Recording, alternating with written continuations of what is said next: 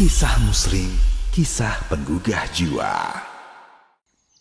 Kisah si kaya dan si miskin, pemilik dua kebun. Quran, Surat Al-Kahfi, ayat 32 hingga 44. Surat Al-Kahfi adalah surat dalam Al-Quran yang bermuatan kisah-kisah hikmah. Setidaknya ada 4 kisah utama dalam surat ini, yakni kisah Ashabul Kahfi, kisah pemilik dua kebun, kisah Nabi Musa alaihi salam, dan kisah Dzulqarnain. Kisah kali ini, faidah dari kisah pemilik dua kebun. Kisah yang Allah cantumkan antara ayat 32 hingga 44 dari surat Al-Kahfi. Al-Quran mengisahkan tentang dua orang lelaki di zaman dulu. Keduanya bersahabat, yang satu beriman, dan temannya ingkar. Al-Quran tak menerangkan siapa mereka, namanya, di zaman siapa mereka hidup, di mana tempat mereka hidup, semua disamarkan. Jadi, kita tak tahu siapa mereka, di mana mereka hidup, dan di zaman apa mereka ada. Orang yang beriman dalam kisah ini, Allah Subhanahu wa Ta'ala uji dengan kesempitan hidup, sedikit rezeki, harta, dan barang yang ia miliki. Tapi Allah memberinya nikmat terbesar, yaitu nikmat iman, yakin, dan ridho dengan takdir Allah, serta berharap surga yang ada di sisinya. Nikmat ini lebih utama dari harta dan materi yang fana. Temannya yang ingkar, Allah uji dengan kelapangan rezeki, kemudahan duniawi, dan Allah beri untuknya harta dan materi yang melimpah. Allah uji dia, apakah bersyukur atau malah kufur, apakah rendah hati atau malah menyombongkan diri. Allah mengaruniai yang ingkar dengan dua kebun. Al-Quran menyebutkan tentang dua kebunnya sebagai berikut. Kami jadikan bagi seorang di antara keduanya yang kafir, 2 buah kebun anggur, dan kami kelilingi kedua kebun itu dengan pohon-pohon kurma, dan di antara kedua kebun itu kami buatkan ladang. Kedua buah kebun itu menghasilkan buahnya, dan kebun itu tiada kurang buahnya sedikit pun, dan kami alirkan sungai di celah-celah kedua kebun itu, dan dia mempunyai kekayaan besar. Quran, Surat Al-Kahfi, ayat 32 hingga 34. Si kafir dengan penataan kebun yang hebat ini, ia pun berbangga. Ia memiliki ilmu dalam mengatur dan memaksimalkan lahan. Ia mampu menggabungkan tanaman yang berbeda dengan susunan rapi, serta irigasi yang baik. Ditambah lagi, dengan perawatannya, ia bisa panen dengan maksimal. Ia pun masuk ke dalam kebun dengan congkak, padahal ia menzalimi dirinya sendiri. Ia ingkar dengan anugerah Rabb-Nya dan sombong pada orang lain. Maka ia berkata kepada kawannya yang mukmin, ketika bercakap-cakap dengan dia, hartaku lebih banyak daripada hartamu, dan pengikut-pengikutku juga lebih kuat. Quran, Surat Al-Kahfi, ayat 34. Tak hanya itu, kenikmatan harta dan pengikut telah membuatnya lupa. Ia sangka miliknya itu kekal, padahal bagaimana bisa sesuatu yang fana menjadi abadi?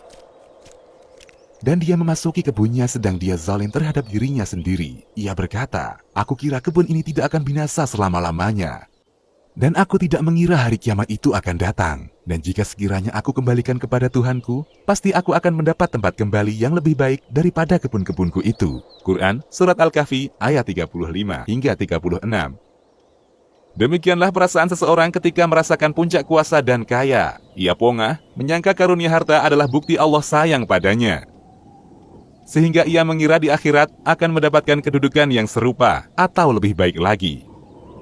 Temannya yang beriman mengajaknya ingat kepada Allah, berusaha menyelamatkan sang teman yang merasa sudah terbang lupa daratan. Kawannya yang mukmin berkata kepadanya, sedang dia bercakap-cakap dengannya, apakah kamu kafir kepada Tuhan yang menciptakan kamu dari tanah, kemudian dari setetes air mani, lalu dia menjadikan kamu seorang laki-laki yang sempurna. Quran, Surat Al-Kahfi, ayat 37. Dan mengapa kamu tidak mengatakan waktu kamu memasuki kebunmu, Masya Allah, la quwata illa billah. Sungguh, atas kehendak Allah semua ini terwujud. Tiada kekuatan kecuali dengan pertolongan Allah. Sekiranya kamu anggap aku lebih sedikit darimu dalam hal harta dan keturunan, maka mudah-mudahan Tuhanku akan memberi kepadaku kebun yang lebih baik daripada kebunmu ini, dan mudah-mudahan dia mengirimkan ketentuan petir dari langit kepada kebunmu, hingga kebunmu itu menjadi tanah yang licin atau airnya menjadi surut ke dalam tanah. Maka sekali-kali kamu tidak dapat menemukannya lagi. Quran, Surat Al-Kahfi, ayat 39 hingga 41. Manusia itu asalnya sama. Pengaturan banyak sedikitnya harta bukan hasil daya upaya manusia. Di dunia, manusia hanya memainkan peran sebagai orang kaya atau orang miskin. Ketika berperan sebagai orang kaya, gunakan untuk kebaikan, bukan malah sombong, karena ini cuma peranan. Ketika miskin, jangan sampai kehilangan iman dan bersabar, nanti ada upah setelah memainkan peranan dengan baik. Sesuatu yang lebih baik dari kebunmu. Ini maksudnya adalah bagian di akhirat kelak. Dan karena kesombonganmu yang menyangka kebunmu ini abadi, berbuat congkak tapi malah menyangka dapat bagian lebih baik di akhirat, semoga Allah memberi pelajaran dengan membuat kebunmu hancur. Mudah-mudahan engkau tersadar sehingga membuatmu kembali mengingat Allah.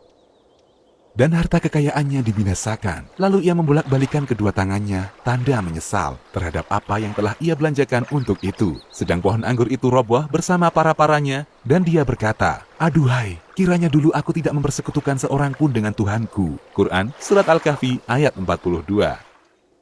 Tak ada yang mustahil bagi Allah, tak ada seorang pun yang mampu mencegah Allah melakukan kehendaknya. Anak, istri, atau siapapun tak akan mampu menolong seseorang dari hukuman Allah. Dan tidak ada bagi dia segolongan pun yang akan menolongnya selain Allah. Dan sekali-kali ia tidak dapat membela dirinya. Quran Surat Al-Kahfi ayat 43.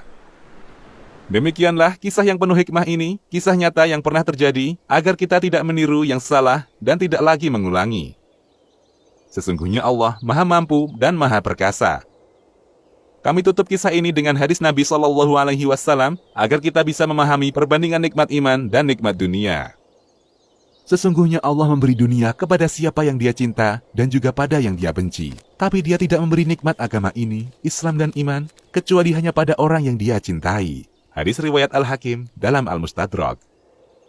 Tafsiran ayat kami ambil dari tafsir Ibnu Katsir dan tafsir Al-Baghawi. Demikian, Allahu a'lam.